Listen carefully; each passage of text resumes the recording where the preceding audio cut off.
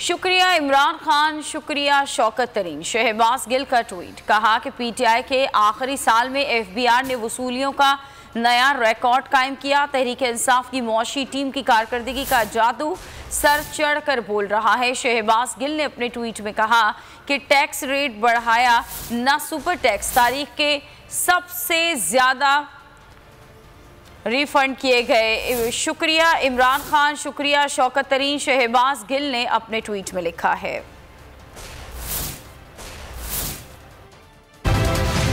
शुक्रिया इमरान खान, शुक्रिया शौकत तरीन। शहबाज गिल का ट्वीट, कहा कि पीटीआई के आखिरी साल में एफबीआर ने वसूलियों का नया रिकॉर्ड कायम किया। तहरीक इंसाफ की मुआशी टीम की कारकर्दगी का जादू सर चढ़ कर बोल रहा है। शहबाज गिल ने अपने ट्वीट में कहा कि टैक्स रेट बढ़ाया, ना सुपर टैक्स, तारीख के सबसे ज्यादा रिफंड किए गए। शुक्रिया इमरान खान, शुक्रिया शौकत तरीन, शहबाज गिल ने अपने ट्वीट में लिखा है।